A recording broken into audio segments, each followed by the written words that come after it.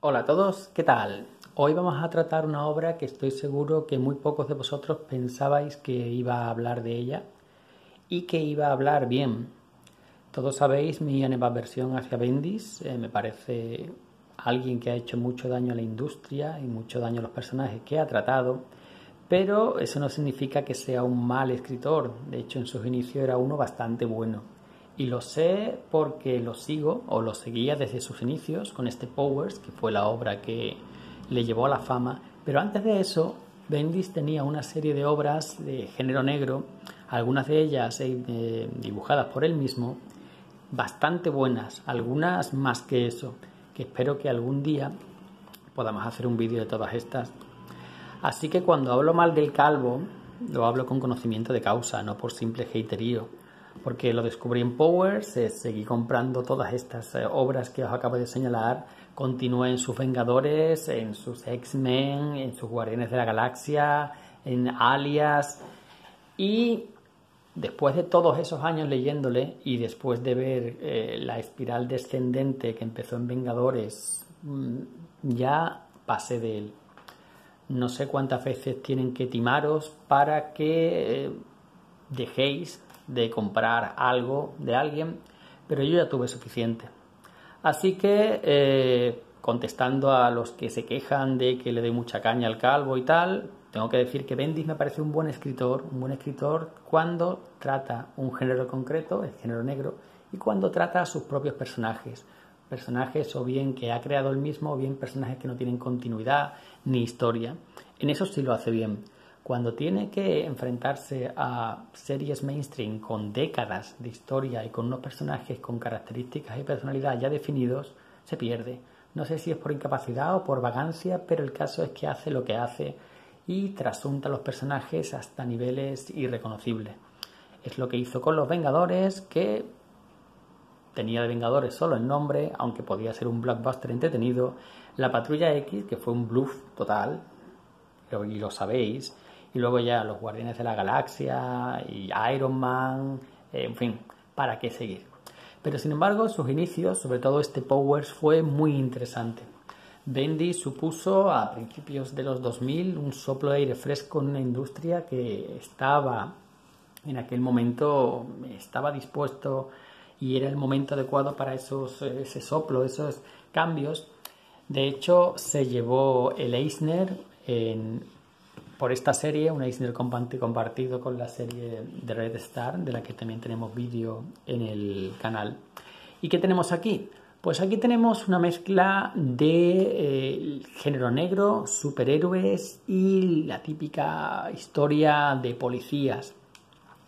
En el primer tomo vemos como ya están todas las características del Bendis posterior, estos diálogos interminables, estos diálogos repetidos una y otra vez, sí, de verdad, ya te lo he dicho, ya lo sé. Pues, pero aquí quizás porque era algo más fresco, porque no estaba tan machacado, porque el caso es que no quedaba tan mal.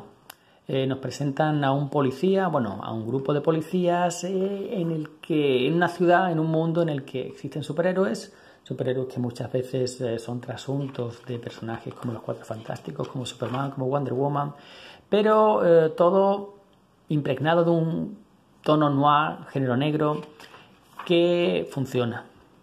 A eso ayuda mucho el dibujo de Oeming, de Michael Avon Oeming, que es un colaborador habitual del Calvo, que luego hizo su serie United States of Murder, y que aquí nos presenta a un policía, el típico policía muy bueno en su trabajo, con experiencia, que tiene que hacerse cargo de la novata o de una policía recién trasladada a la que él no quiere tener de compañera. Como veis, son cosas que ya hemos visto mil veces en muchas películas, estos buddy movies, y estas características, viñetas, la misma una y otra vez, con diálogos, pero como digo, aquí no molestan. Fijaos en esto. No molesta un poco. Luego, cuando lees cómics suyos y ves este recurso usado ad infinitum, pues dices, ¿esto qué coño es? Te aburre. porque esto es un recurso de sitcom o de serie de televisión, cuando en un segundo, en 2 segundos, estos diálogos repetidos, ¿de verdad? Sí, ¿en serio? ¿En serio? Pues funciona, pero que te gasten una página de cómic en esto y muchas páginas más, pues al final eso se llama narrativa descomprimida y ha hecho mucho daño al cómic en general y al género de superhéroes en particular. Pero bueno, hablando de esto, estos personajes que no encajan al principio tienen que hacer equipo para enfrentarse al asesinato de un superhéroe.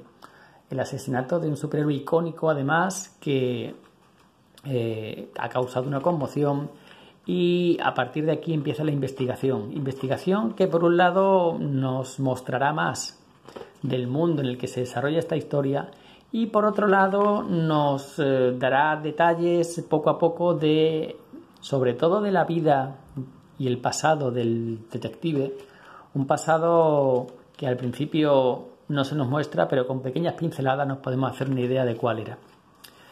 Eso acercará a estos detectives y de hecho la relación entre ellos, cómo evoluciona y cómo es una de las mejores cosas de la serie. En este primer número es la presentación de los personajes, la presentación del mundo y la historia de quién mató a Retrogirl.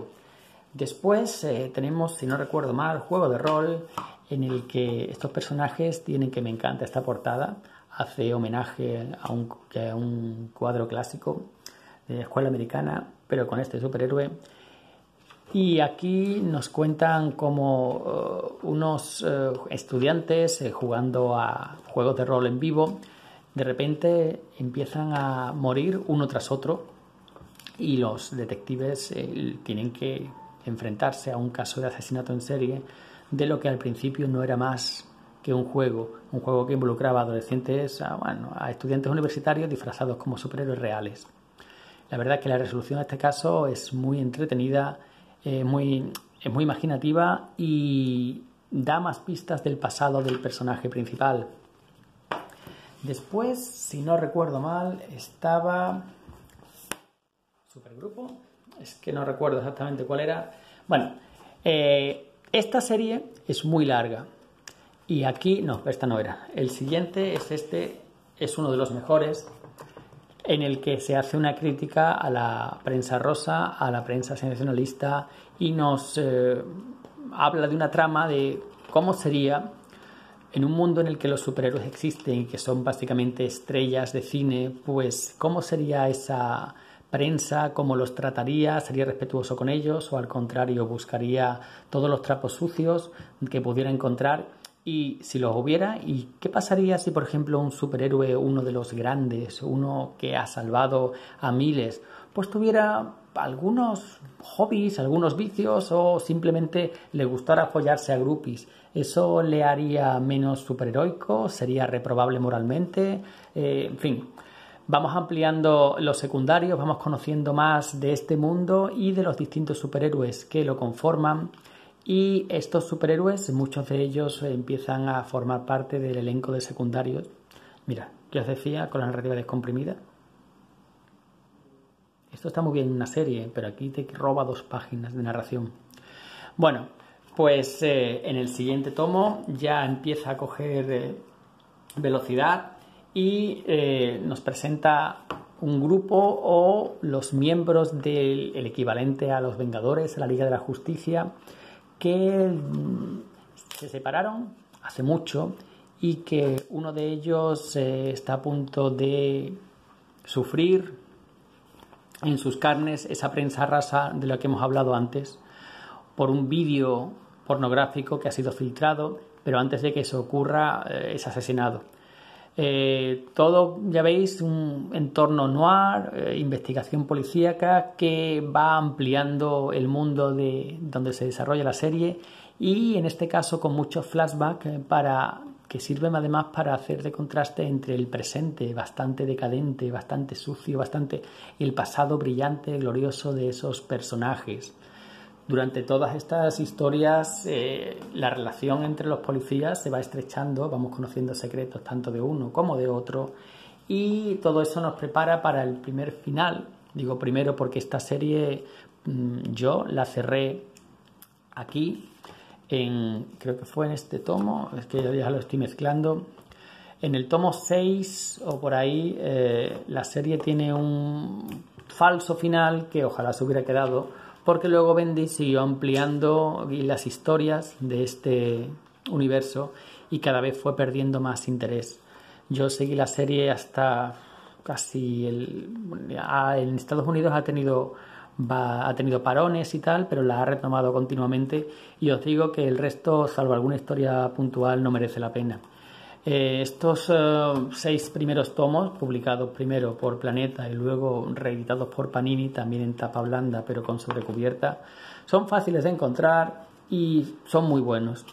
Tienen todos los tics achacables a Bendis, narrativa descomprimida, diálogos repetidos, viñetas que se repiten una y otra vez, pero las historias funcionan, la trama avanza, que eso es importante, y te deja un muy buen sabor de boca. Como digo, es fácil de encontrar de segunda mano, no muy caro, yo los he llegado a ver hasta 35 o 40 euros los 6, y a partir de aquí yo lo dejaría. Si os gusta mucho este mundo y los personajes, luego continúa expandiéndose, incluso llegando hacia el origen del poder de los personajes, el origen de toda esa mitología de superhéroes y tal, pero como siempre ocurre con Bendis, cuando no sabe cómo parar, acaba jodiendo sus propias historias. Nada más, hoy 11 minutos, se me ha ido. Un saludo y hasta la próxima.